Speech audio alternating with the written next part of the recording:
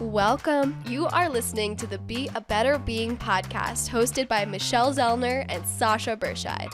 Michelle and Sasha are here to give you information and inspiration to help you live your healthiest, happiest lives.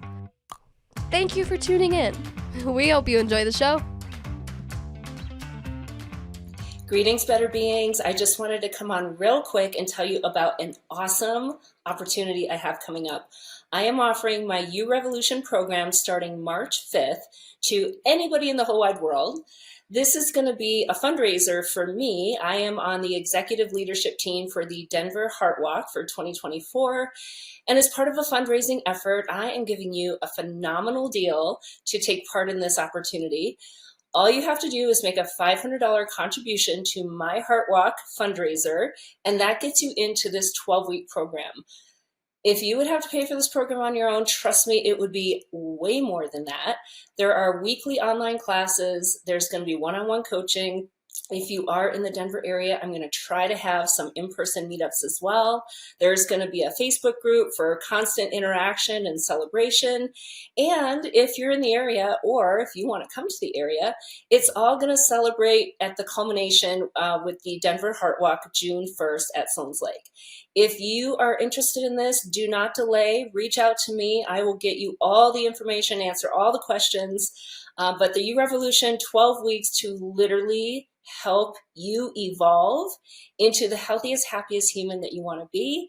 Reach out, check the show notes. All the links are going to be there for you to access. And of course, you can always message me directly. Thanks, everybody. Greetings. Thank you for tuning into the Be a Better Being podcast. I'm Michelle Zellner, your host. This is Heart Month, and I know I said I was only going to do 2 episodes a month, but when I met Sarah Swift, I thought we have to drop a 3rd episode. Sarah Swift is the current reigning Miss Colorado. I met her at the American Heart Association Go Red kickoff on February 2nd, 3rd, whatever that Friday was, at our state capitol. And when she told me that her platform is all about heart health, I thought, okay, we must have you on the show. So Sarah, thank you so much for joining me today. Thank you so much for having me. I'm so excited to be here and to chat with you. Well, you have such a powerful voice, not only because of your current title, but because you are of a generation that I think really needs to hear this message sooner rather than later. I call your group the YBI, the Young, Beautiful, and Invincible. I used to be one of them. I used to be your age, if you can imagine that. And when we're in that demographic, we feel like, we can do whatever we want. And look, we're still fantastic. We're magnificent. Nothing can touch us. I will never be my mom or my aunt or my sister or my cousin or my dad or whoever. That won't be me. And yet we know that the cumulative effect of all the things you do throughout life eventually are going to impact your outcome. And then maybe you are going to have some issues that other family members who are of a different generation are experiencing. So before we get into the topic of heart health and why this is your passion, let's give the listeners a little peek into who Sarah Swift is. Yeah, so as she said, my name is Sarah Swift. I am a 20-year-old junior in college. Right now I'm studying at Southern Methodist University, which is in Dallas. So I'm doing a lot of back and forth with the duties and role as Miss Colorado, but it has just been the most fulfilling experience. I'm studying fashion media, which is a fancy word for journalism. And it's just right up my alley with, I want to be in publishing and kind of that area, which is really just awesome. So I love doing things like this and getting to just broaden my voice on a bigger platform. So that's a little bit about me. I'm a middle child. I have a pet bunny, all of the good things. There's so much more, but I'm just really eager to share a little bit about who I am through my passions with you today. So let's talk about your upbringing. Obviously, 20 years in the grand scheme of life, it's not that many yet, but talk about the role your parents played, health and wellness. Like what did that look like as you were growing up? Yeah, so I lived a very outdoor childhood. I was always running around without my shoes on, just in the backyard through the street. My grandparents had a ranch in northern Colorado, so I spent a lot of time outside, wasn't ever really one to just sit and rot in front of the TV, which I think my generation grew up with a lot of technology, and especially the younger generations now. So I'm really grateful for having that experience, because it always set a standard that before we go sit on the couch, we do something outside, we do something active. And it's a big part of my mom's life. It's become a big part of my life. But growing up, it was never really a focus until we lost my dad. I was 6 years old and he passed from a heart attack, which was a very rude awakening for me. I didn't even really understand what heart disease was. I didn't even understand that my heart was an actual organ inside my body and not just the cute thing that you see on a Valentine's card. So that was really hard to wrap my mind around. And from that point forward, I had been having to go into the doctor's offices to get my blood pressure checked, my cholesterol checked, all of the things. And so growing up, it was actually a huge source of anxiety for me, because I didn't really understand that your heart was something that you could use as a tool, and it is this important organ in your body. And instead, I was afraid of eating cheese sticks because it would bring my cholesterol up. And so that is kind of the focus of my childhood. And it was always in the back of my mind. And I was thinking, I don't want to end up like my dad. I don't want to, lose my life young because of something like this. And I just didn't really understand how it worked, which really influenced the way that I stepped into my health and wellness in high school, and kind of tackled that with both my doctors, my coaches, and kind of the way I confronted that. Mm-hmm. Well, I think it's understandable that a 6-year-old would have no idea about any of this. But, as you became older, and maybe some more conversation around what happened with your dad and, just heart health and heart disease in general, was that something that he was aware of, that your mom was aware of? Like, were they tuned into the lifestyle choices and or maybe the genetic predispositions that your father carried that contributed to this event happening? Yeah, so I actually have a really unique situation where both of my parents were adopted. And so we don't have any medical history from either one of them. So it is genetically predisposition, which is something that me and my siblings are having to work to counteract. But that's not something that my mom and dad were aware of. And at the time, he was still young enough to the point where doctors aren't pushing you all the time to go and get these levels checked. And I think that people start focusing on it, but when you hit a certain age, and he had not hit that age, so it wasn't on the forefront of anybody's mind. So my mom has always been super active. She loves going to the gym. Anytime she's like a little bit annoyed with me and my siblings, you can find her at Lifetime. Like, she just loves it. And it's a big passion of hers. But at the time, she hadn't even turned 40 yet, and he was in his young 40s. So it wasn't something that people were pushing. So his doctors had caught on to it. They were doing some reactive work to get his levels back down, but nobody really realized how severe it was until after he had passed, which is the tragic part. And it's why I focus so heavily on proactive instead of reactive heart care, because if this issue could have been caught just 2 years earlier, a year earlier, it's something that I think of my dad could still be here, and he could see me as Miss Colorado instead of my cause as Miss Colorado in order to honor him. So it can really change things, which is something that I think a lot of people should think of when they're thinking about these things. Yeah, absolutely. And I think, men even more so don't go to the doctor, don't get their checkups. And one of the big challenges with heart disease, and actually kind of with most of our chronic diseases, is you don't know it's happening. You can't feel high blood pressure. You can't feel, clogging arteries. You can't feel high blood sugar. Mm-hmm. You don't know what's going on unless you go get these things checked. So obviously blood pressure, your full lipid panel, maybe a heart scan to see what the calcium buildup is looking like. We do have so many more tools, even today, like 14 years later, we have so much more than we did back then.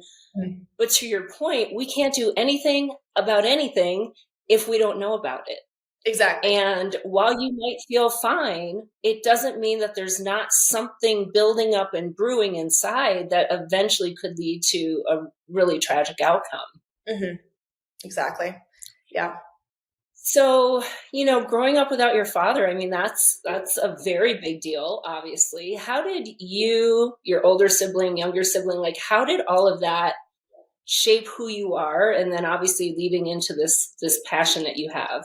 Yeah, for a long time, I lived with a lot of resentment. Obviously, like I said, I was in first grade, I was really young, and I didn't understand how to cope with grief. I was in counseling, but it was always brewing in the back of my head. There was this little part of me that thought, why did it have to be me and not somebody else? And then people would come into school and they would complain about how their dad won't let them go and do whatever. And it was always just this thought, well, at least he can say no to you. Like, at least he's here to, be an annoying parent. And so that was something that I always really struggled with. And it wasn't until middle and high school that I kind of thought to myself, maybe this happened for a reason when you were so young, because then I hit the age where people did start losing parents. And I was able to be the friend that could turn to them and be like, I've been in your shoes and it really sucks. We can get through this together. And so that was a really unique experience that I didn't realize I'd have the opportunity to just take control of and step in and be there for other people. And I'm so grateful for it. It has created me to be this resilient version of myself. And I'm very independent because I grew up knowing that I don't need a man. It's great. It's nice to have somebody walking alongside you, but at the same time, it was never out of necessity for me. My mom painted a picture for me that you can do it on your own and that's okay. And you can be strong, resilient, independent. And that's just one of the things about being a woman that she's really empowered me to step into. And so when I decided I wanted to compete for Miss Colorado, I went to her and I was 17 at the time and I wanted to compete for Miss Colorado's teen. She's like, Sarah, you're crazy. We are doing this one time. You can get it out of your system and then don't ask me about it again. Like, this is ridiculous, because we didn't know anybody that had done it. And so I was like, okay, mom, just one time. And I competed at Miss Colorado's teen that year. And my platform was actually about supporting small businesses. And for me, that was a really safe option. I was afraid to speak on heart disease because, like I said, I'm majoring in fashion media. I am not a doctor. They're very different. And so I was nervous to speak out on an issue like that. And I felt like I played it safe. And I walked out that year and my mom was like, okay, I know I said that this is so silly, but I'm really proud of you and the work that you've put in, and it's changed you over the last couple months. Let's do it again next year. And I was like, okay, but if I'm doing it again next year, I'm doing it the way that I want to do it. And so I conquered that fear and I started speaking about heart disease, because you don't need a degree to be passionate about something. And that was in 2022, where I picked up my community service initiative, which is called Happy Hearts. And I've kind of been talking about it ever since. And it's just, I'm really proud of the way that I've been able to honor my father's legacy, especially at that Go Red event at the Capitol. Just thinking about him, he would be so proud to see this fancy little hat on my head. And he would just be so proud that I'm able to speak out on that and use it as a tool for good versus letting it be this looming piece of grief that's just causing my days, to be less fantastic than they should be. So I'm using it for good. And as he always said, I'm living the dream. So I'm just trying to encompass that going forward. Well, and you're doing an amazing job. Ever since I connected with you 3 very short weeks ago, I've been following you on Instagram, and I love that you went into the school that you grew up going to and you read them the kids' book on heart, what a heart is, what hearts do, because we are not ever taught these things. We're just not. Yeah. And it's always been mind-blowing to me that we're not taught how a human, like the thing that we walk around with every day, how a human functions, and the things that impact how we're going to function, the things that are going to impact our degree of risk for some kind of event, not even just to mention the quality of our life. And so when you can have somebody like you who's had that experience and who has found, this really great purpose and this way to probably help heal you through the grief and the resentment, because you can do something good with it. Having someone like you spreading this message that every single person should understand how their body works.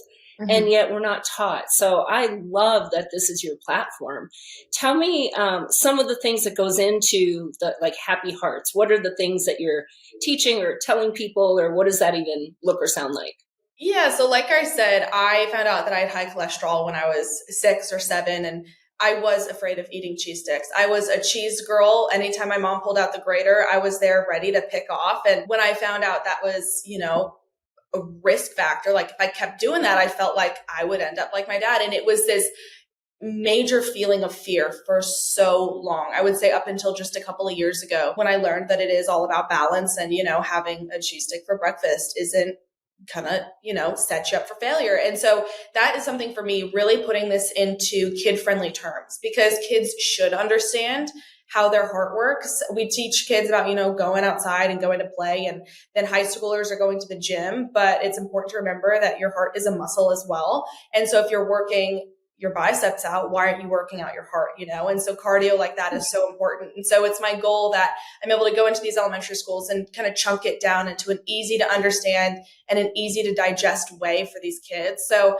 Hank the Heart is my favorite way to do that. It is a children's book written by 2 doctors, and Hank is absolutely adorable. He's a little Valentine heart, but he is anatomically correct. So then you can go through and you can talk about aortic vessels and the chambers and how blue blood has to go and get oxygenated. And even this last week when I was at that elementary school, it was so adorable to see these kids learning about it, because they would raise their hands and they're like, but doesn't blue blood mean that you're cold? And I was like, no, it just needs oxygen. And so they're learning these things early on, which I think is so important to understand how that muscle works, because every single person on the planet has a heart. Not every single person understands how to care for it, or even that it's not, just a little Valentine. So that's really important to me. And then advocacy, just having somebody speak out about it is, I think, so important. And it is the leading cause of death in the United States. And so if you think that you're not going to be touched by it, you might not have heart disease, but somebody that you love will.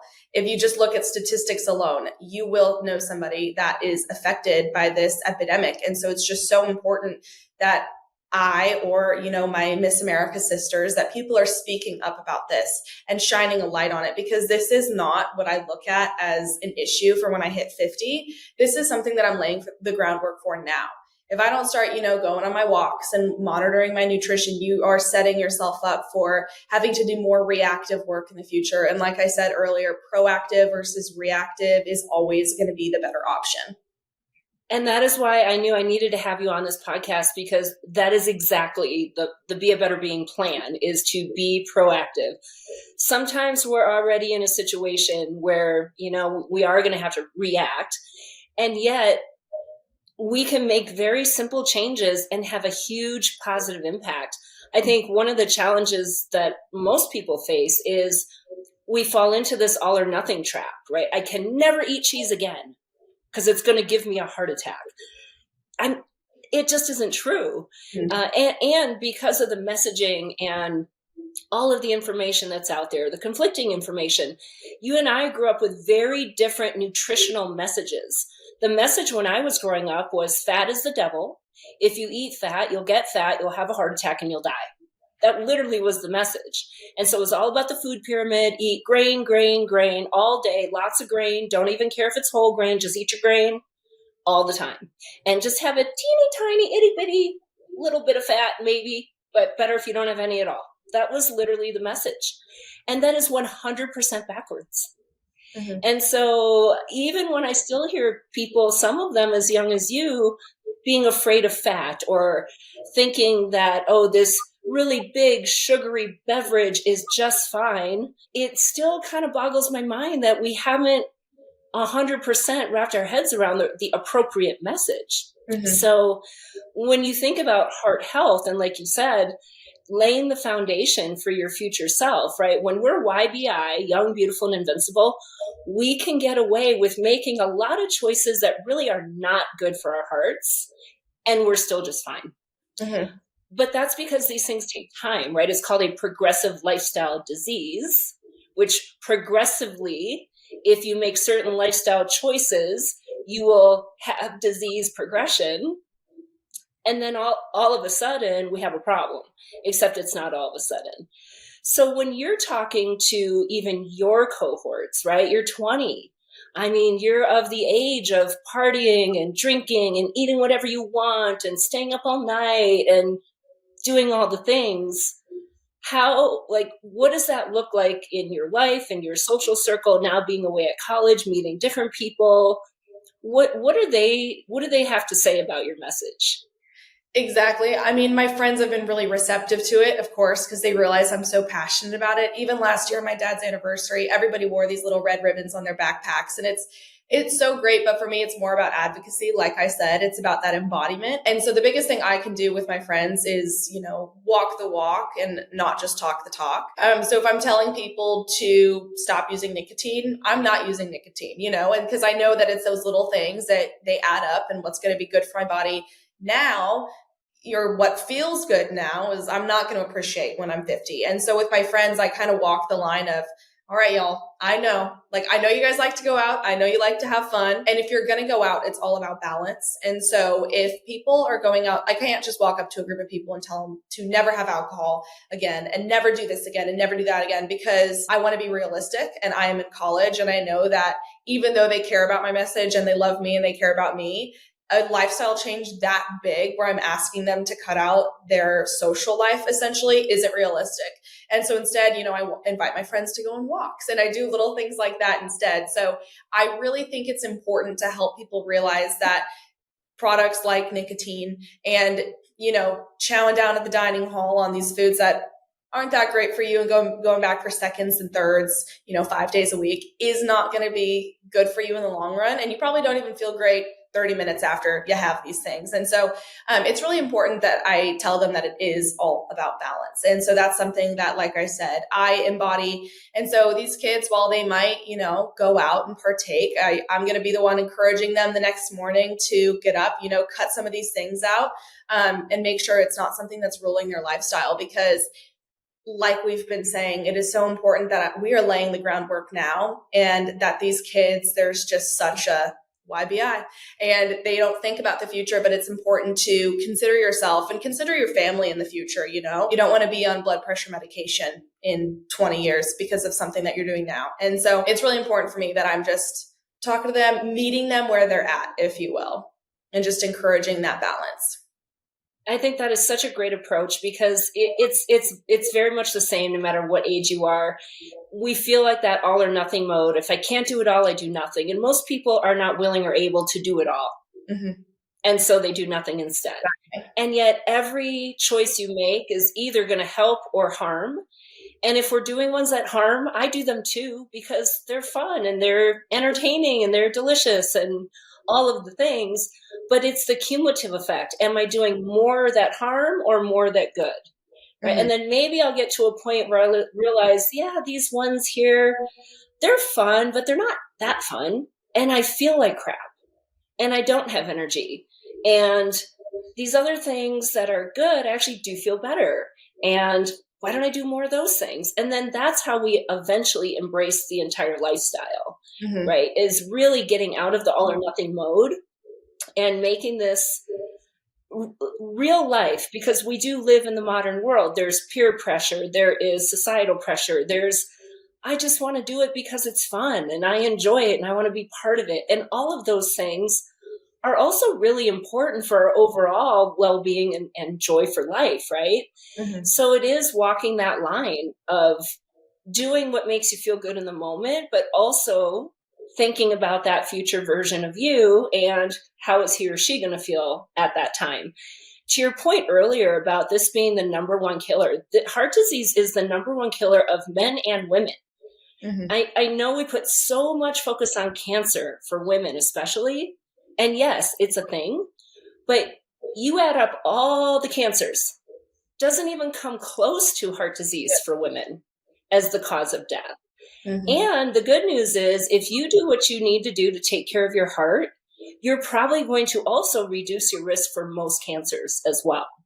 And so I think when the broader message is out there about understanding how each of these things, right, how we move our body, what we put in our body, how our stress and how our sleep patterns, how those actually impact your heart health. To your point about the little kids at your school, it makes them curious. They ask questions. Yes. I know for me, when I understand why something works the way it works and how it works, it's easier then for me to determine what choice do I want to make versus mm-hmm. someone just telling me, well, you shouldn't drink because it's bad for your heart. well, explain it to me. Explain to me how that's bad for my heart, and then maybe I'll come around. But if you can't explain it to me, then I don't know. It's in my opinion, it's just your opinion, right? So when you are talking to whatever age groups, how much have you learned along the way? Like you said, you're not a medical doctor, and I'm not either, but I understand how the body works, and I understand how all these different things that we do impact the way our body's going to function. So what have you learned along the way, and how do you go about to just educate yourself so that you do transmit an appropriate, helpful message for people? Yeah, like I shared earlier, when I did first start competing, it was like this fear factor of mine, like, okay, I'm majoring in journalism.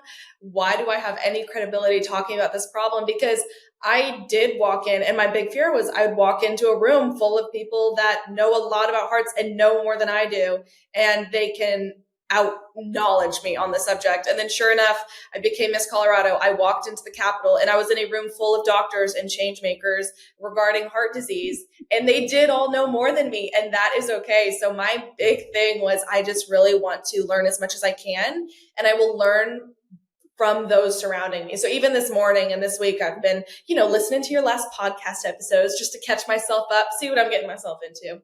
And it was really important. And you just learn so much from those around you.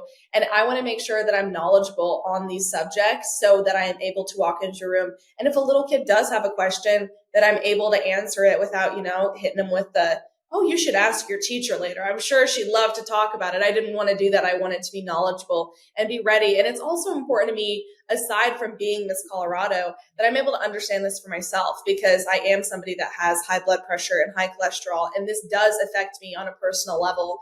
And so books like Hank the Heart, even a children's book, I've learned so much from it that I seem to have drown out after my biology and anatomy classes in high school. So it's just always having that ready to learn attitude for me. And also I need to be ready to walk into an interview room with my judges and be able to speak to them on this subject and be able to share why I'd be a good Miss Colorado with my community service initiative, which is just so, so important. So I'm just always ready to learn. And that mindset has really made this helpful for me.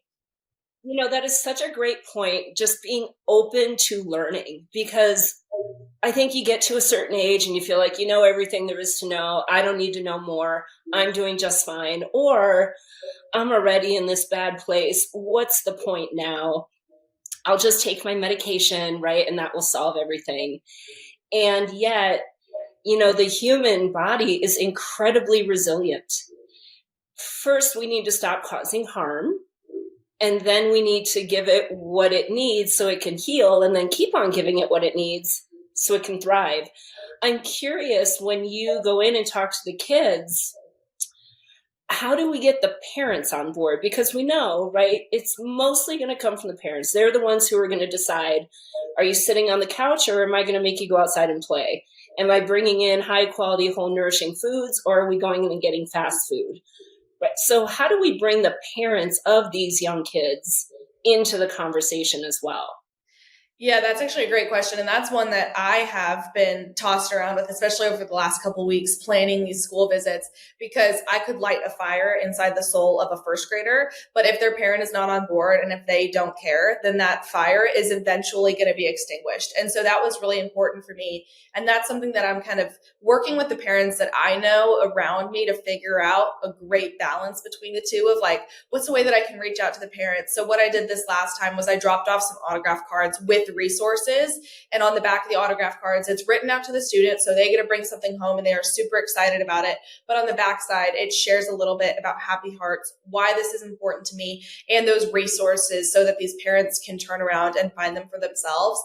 And a goal for me with visiting these elementary schools is, at the end of the day, the first graders probably going to remember me for a month, 2 months, but 6 years from now they might remember my sparkly hat, but they're not going to remember what I talked to them about. And so it's programs like Jump Rope for Heart through the American Heart Association and Hoops for Heart for those older kids. That's the groundwork that I think is really important, which is why it's important to fundraise for organizations like the American Heart Association that bring these programs into schools and make them more accessible for kids statewide. Because I had one Monday and I spoke to 175 elementary schoolers, And that is great, but that is just a drop in the bucket compared to our state on the larger scale. So it's really important that we still continue to support these organizations, because my work with Happy Hearts is great, but it's nothing without the help of the American Heart Association and without the resources that they provide that those parents can easy access. I'm glad you brought up this association with American Heart, because correct me if I'm wrong, but the Miss America Association and American Heart are an official partnership. Is that correct? Yes. As of last year, they announced an official partnership. So all of the state title holders have been going red for Heart Month, and it's just filling my heart, both as a lover of Miss America and the American Heart Association.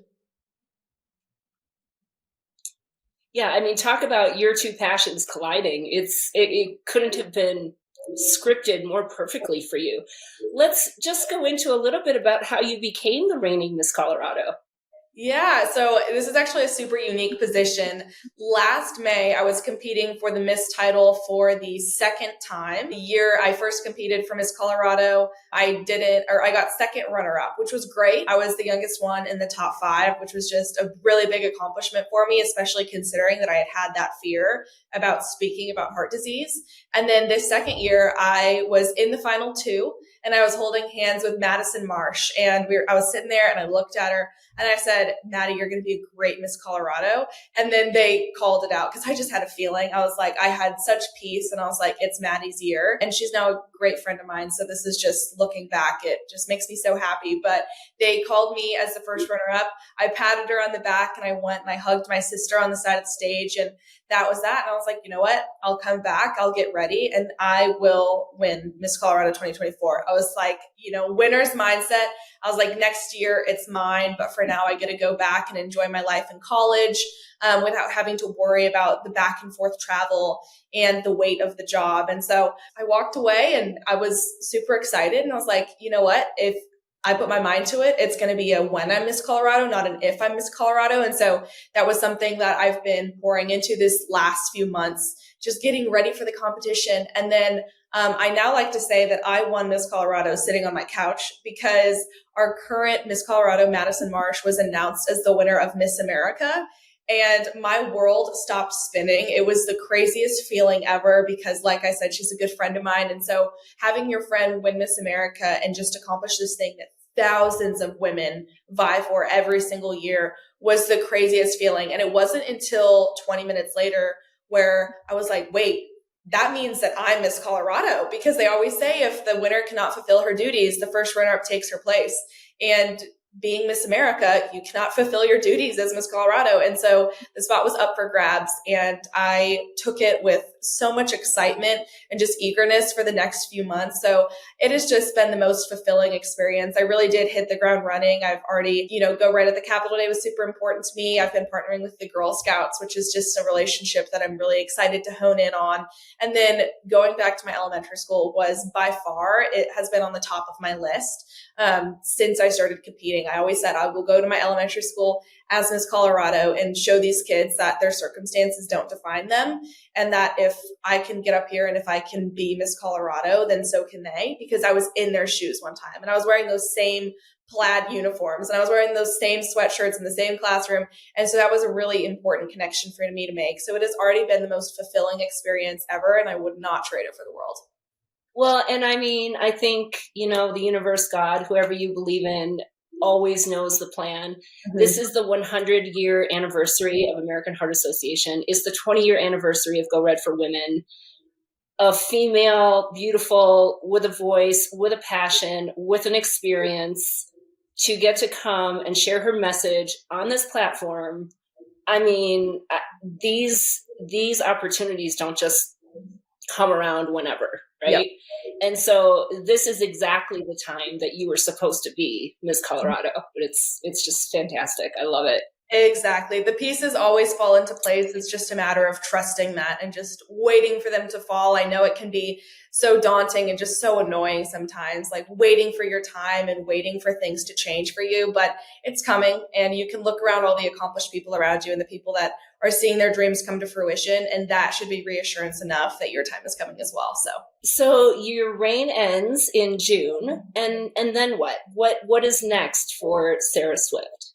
Yeah, it's kind of crazy. I'm in that part of my life being in college where I have to start thinking about the future. And then I remember that I'm in college and I'm about to enter, the big kid world and have to get like a real big kid job, which is something that me and my friends always joke about. So I will be finishing up my degree and graduating in 2025. So I will give it my title, have a little summer to relax and reset, which will be much needed, I feel. And then I'm jumping into my senior year at SMU, which is something that I'm really excited for and something that I've been eagerly looking forward to, I think, since I started my freshman year of college. So just jumping into that. And then post grad, I actually will likely have the opportunity to compete for Miss Colorado again, because I stepped in and I took over. And the rule is that you can't go to Miss America twice. So as long as I didn't go to Miss America this last time, which I did not, I should be able to compete again, which is going to be really exciting to be able to reconnect with my friends and give the organization some support and some love the way that I always have. So, yeah. I love it. Well, Sarah, I think for me too, the universe put me at that spot at the Go Red event at the right time to meet you and your delightful mom, and that you sat at my table and we had this conversation, and it was like, boom, we are like so aligned. And I just really commend you for all that you're doing and for the message you're getting out there.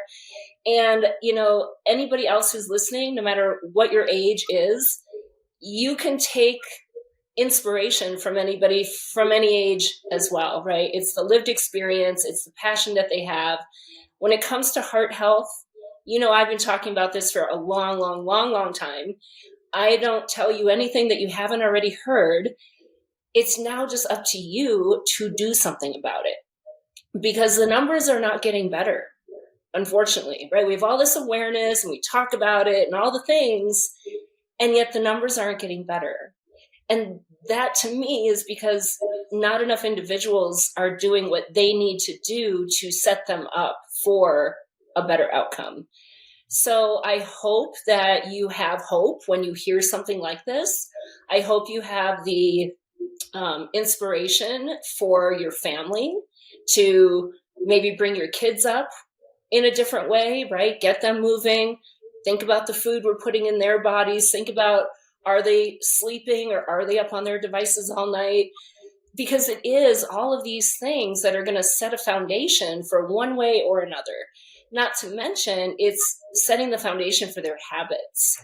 And habits are really, really, really hard to change the longer you've had them. So getting on track with those healthier habits sooner rather than later, and then going to your checkups, knowing your numbers, knowing what they mean, and then knowing what you can do about them if they are out of a healthy range. It's always all of the puzzle pieces. It's never just one thing or another.